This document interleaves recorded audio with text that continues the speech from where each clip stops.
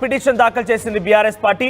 ముఖ్యంగా BRS party తరఫున Kaushik Reddy, Danam Nagender, Tellam Venkatrao, Kadiyam Srihari party ఫిరాయింపు పైన ఫిర్యాదు చేశారు, పిటిషన్ దాఖలు చేశారు. ఈ పిటిషన్ పైన హైకోర్టు పలుమార్లు అటు స్పీకర్ కి ఆదేశాలు జారీ చేసినప్పటికీ హైకోర్టు తమని ఆదేశించేటువంటి హక్కు అటు హైకోర్టుకు లేదంటూ స్పీకర్ చాలా కరకండిగా చెప్పుకొచ్చారు. ఈ నేపథ్యంలోనే ఈ కేసు పిటిషన్ కాస్త సుప్రీంకోర్టు వరకు వెళ్ళింది. తెల్లం వెంకట్రావు, కడియం శ్రీహరి, దానం నాగేందర్ పార్టీ మార్పు పైన సుప్రీంకోర్టులో ఈరోజు హరీష్ రావు ఒక స్పెషల్ లీవ్ పిటిషన్ దాఖలు చేసినట్టు తెలుస్తోంది. మరోవైపుగా మరొక 7 ఎమ్మెల్యేలు కూడా పార్టీ ఫిరాయించారు. ప్రకాష్ గౌడ్, గూడెం మహిపాల్ రెడ్డి, బండ్ల కృష్ణమోహన్ రెడ్డి, ఆ తర్వాత మరికొంత పోచారం శ్రీనివాసరెడ్డి, కాళ యాదయ్య, సంజయ్, ఆ తర్వాత కృష్ణమోహన్, వీరందరూ కూడా పార్టీ ఫిరాయించారు. అరకపూడి గాంధీ, ప్రకాష్ గౌడ్ కూడా పార్టీ ఫిరాయించారు. వీరందరిపైన రిట్ పిటిషన్ దాఖలు చేశారు. ఇప్పటివరకు బీఆర్ఎస్ పార్టీ నుంచి కాంగ్రెస్ పార్టీలోకి 10 మంది ఎమ్మెల్యేలు పార్టీ మారారు. దీంట్లో మొదటగా ఎంపీ ఎలక్షన్స్ కంటే ముందే మారిన వారిలో దానం నాగేందర్, కడియం శ్రీహరి, తెల్లం వెంకట్రావు, ఈ ముగ్గురు పైన స్పెషల్ లీవ్ పిటిషన్. ఆ తర్వాత ఎంపీ ఎలక్షన్స్ పూర్తయినాక, పార్లమెంట్ ఎలక్షన్స్ పూర్తయిన తర్వాత మరొక 7 జాయిన్ అయ్యారు. దాంట్లో అరకపూడి గాంధీ, ప్రకాష్ గౌడ్, బండ్ల కృష్ణమోహన్ రెడ్డి, జగిత్యాల ఎమ్మెల్యే సంజయ్, చేవెళ్ళ ఎమ్మెల్యే కాళ యాదయ్య, పోచారం శ్రీనివాసరెడ్డి, ఆ తర్వాత ప్రకాష్ గౌడ్, వీళ్ళందరూ కూడా గూడెం మహిపాల్ రెడ్డి, వీళ్ళందరూ కూడా పార్లమెంట్ ఎలక్షన్స్ తర్వాత జాయిన్ అయ్యారు. సో మొత్తం మీద ఈ 10 మంది మీద 2 పిటిషన్లు దాఖలయ్యాయి. ఒకటి మొదట జాయిన్ అయినటువంటి ఆ ముగ్గురు మీద స్పెషల్ లీవ్ పిటిషన్, ఆ తర్వాత 7 మీద రిట్ పిటిషన్ దాఖలు చేశారు. మరి ఈ పిటిషన్ల పైన సుప్రీంకోర్టు ఏం తేలుస్తుంది? జనరల్గా అయితే అటు అసెంబ్లీ చూసుకున్నా కూడా స్వయం ప్రతిపత్తి గలది. అంటే ఒక హైకోర్టు జడ్జికి ఏ స్థాయిలో అయితే హైకోర్టు పరంగా ఆయనకు సుప్రీం పవర్స్ ఉంటాయో అదే రకంగా అసెంబ్లీ వరకు స్పీకర్ కూడా చాలా సుప్రీం పవర్స్ ఉంటూ ఉంటాయి.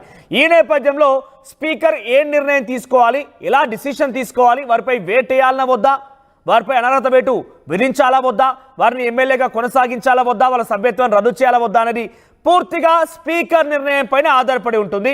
స్పీకర్ని న్యాయస్థానం కూడా ఆదేశించేటువంటి హక్కు లేదు. ఒకవేళ కనుక గుర్తు చేయాలనుకుంటే యాంటీ డిఫెక్షన్ లా అనేది ఒకటి ఉంది.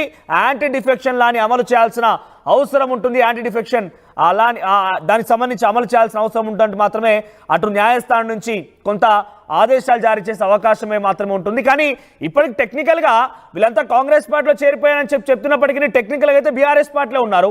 వారంతా మొన్న అరకపూడి గాంధీ కూడా ఇది ఏ పార్టీ అంటే బీఆర్ఎస్ అని చెప్పుకొచ్చారు. స్పీకర్ కూడా కొనే సందర్భంలో ఇంకా వాళ్ళు టెక్నికల్గా బీఆర్ఎస్లోనే ఉన్నారని చెప్పుకొచ్చారు. అంతేందుకు అరకపూడి గాంధీకి పిఎస్సిఎస్ చైర్మన్గా వచ్చినప్పుడు కూడా ఆయనకి అసెంబ్లీ కమిటీలో ఏదో చైర్మన్గా వచ్చిన సందర్భంలో కూడా బిజినెస్ అడ్వైజరీ కమిటీ, పిఎస్సిఎస్ ఇంకా అలాంటి కమిటీస్ ఉంటాయి. కమిటీలో ఒకదానికి చైర్మన్ కూడా అరకపూడి గాంధీ నియమించారు. సో అరకపూడి గాంధీ నియమించిన సమయంలో కూడా ఆయన బీఆర్ఎస్ కాబట్టి ఆయనకు అవకాశం ఇచ్చామని కూడా చాలా కరాఖండిగా మంత్రి శ్రీధర్ బాబు, లెజిస్లేటివ్ అఫేర్స్ మినిస్టర్గా ఆయన, at the same time speaker కూడా ఆయన బీఆర్ఎస్ అని చెప్పుకొచ్చారు. అయితే టెక్నికల్గా వారంతా బీఆర్ఎస్ఏ, కానీ వాళ్ళ సపోర్ట్ మెడలో కండువా అయితే కాంగ్రెస్ కనబడుతోంది. సో ఈ నేపథ్యంలో 7 పైన రిట్ పిటిషన్, ఒక 3 పైన స్పెషల్ పిటిషన్. మరి పిటిషన్లు బెంచ్ పైకి ఎప్పుడు వస్తాయి, సుప్రీం ఎలా తీర్పు ఇవ్వబోతోంది, ఏం జరగబోతున్న అప్డేట్స్ అయితే తెలుసుకోవాల్సిన అవసరం అయితే ఉంది. మరిన్ని అప్డేట్స్ మా ప్రతినిధి గోపి అందిస్తారు. గోపి, ఒక స్పెషల్ లీవ్ పిటిషన్, ఒక రిట్ పిటిషన్, దీన్ని ఎలా చూడాలి? ఈ రోజు అక్కడ పిటిషన్ దాఖలు చేసిన దాంట్లో హరీష్ రావు చాలా కీలకంగా ఉన్నారు. ఇది ఎప్పుడు బెంచ్ మీదకి వచ్చే అవకాశం ఉంది? దీని పర్యావసనాలు ఎట్లా ఉండబోతున్నాయి? మనోజ్, తెలంగాణ రాష్ట్ర సమితి, బీఆర్ఎస్ రాష్ట్ర సమితి మారిన తర్వాత, ఎన్నికల్లో ఓడిపోయిన తర్వాత దాదాపు 10 మంది ఎమ్మెల్యేలు కాంగ్రెస్ పార్టీలో చేరడం జరిగింది. అయితే దీనికి సంబంధించి గతంలోనే తెలంగాణ హైకోర్టుని బీఆర్ఎస్ పార్టీ ఆశ్రయించడం జరిగింది. ఆ సమయంలో డివిజనల్ బెంచ్ ఇటు స్పీకర్ కి, అదేవిధంగా సెక్రటరీకి కొన్ని సూచనలు చేసింది.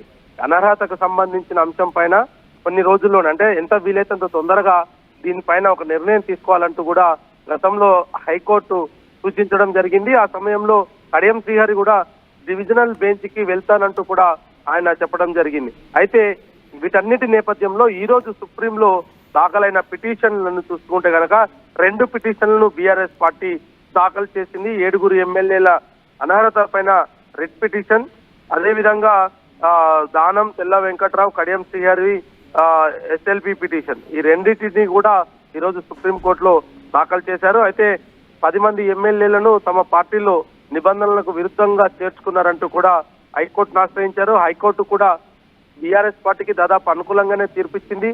ఆ సందర్భంలో స్పీకర్ కు, సెక్రటరీకి కూడా కొన్ని సూచనలు చేసింది వీటికి సంబంధించి. అయితే అవి ఏవి కూడా జరగకపోవడంతో ఇప్పుడు తాజాగా బీఆర్ఎస్ పార్టీ సుప్రీంను ఆశ్రయించడం జరిగింది. సుప్రీంకోర్టులో ఈ కేసుకు సంబంధించి ఈరోజు 2 పిటిషన్లను కూడా, ఒకటి రెడ్ పిటిషన్, ఇంకొకటి ఎస్ఎల్బి పిటిషన్, ఈ 2 పిటిషన్ని విడివిడిగా దాఖలు చేసింది. ఈ పార్టీ ఫిరాయింపుల పైన ఒకవేళ సుప్రీంకోర్టు నిర్ణయం తీసుకోకపోతే భారత రాజ్యాంగంలో ఇటువంటి రాజకీయ వ్యవస్థలో అనేక కీలక మార్పులు జరుగుతాయి.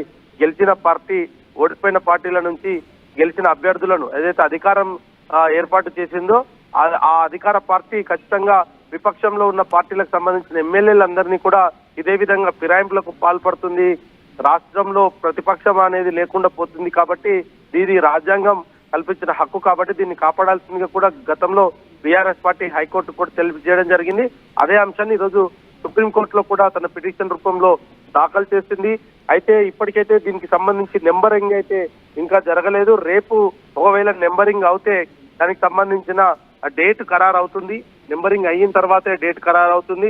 కానీ బీఆర్ఎస్ పార్టీ నుంచి కాంగ్రెస్ పార్టీలోకి చేరిన ఎమ్మెల్యేలకు మాత్రం ఇది ఒక పెద్ద షాక్ అని చెప్పుకోవచ్చు. ఎందుకంటే సుప్రీంకోర్టు కూడా గతంలో హైకోర్టు చాలా క్లియర్ తీర్పుని ఇవ్వడం జరిగింది. ఇది విషయంలో మేము జోక్యం చేసుకోలేకపోయినప్పటికీ స్పీకర్ కి అదే విధంగా సెక్రటరీకి కొన్ని సూచనలు. ఎగ్జాక్ట్లీ గోపి, గతంలో హైకోర్టుకు వెళ్లి ఇదే రకమైన వాదనలు వినిపించినప్పటికీ హైకోర్టులో వారికి పెద్దగా ఆశాజనకంగా ఫలితం రాలేదు. వారు డెఫినెట్ గా అక్కడ వెనుదిరిగిపోయారు. అంటే ఏకంగా డైరెక్ట్ గా ఆదేశించేటువంటి హక్కు న్యాయస్థానానికి కూడా లేదు, కానీ వారికి కొంత సూచనలు ఇవ్వచ్చు. ఇప్పుడు ఎగ్జాక్ట్ గా సుప్రీంకోర్టు కూడా అదే న్యాయస్థానం పరిధిలోకి వస్తుంది. అది దేశంలో అత్యున్నత న్యాయస్థానం అయినప్పటికీ హైకోర్టుకు ఉన్నటువంటి ఆ న్యాయస్థానం రాజ్యాంగబద్ధమైనటువంటి ఆ హక్కులే అటు సుప్రీంకోర్టు కూడా ఉంటాయి. ఈ నేపథ్యంలో సుప్రీంకోర్టు డైరెక్ట్ గా ఆదేశించే హక్కు ఉంటుందంటారా? అంటే కేవలం ఆదేశాలు జారీ అంటే సూచనలు మాత్రమే ఇస్తుందా? సుప్రీంకోర్టు పక్కాగా వీరిపై అనర్హత వేటు వేయండి అని చెప్పే అవకాశం ఏదైనా ఉందా?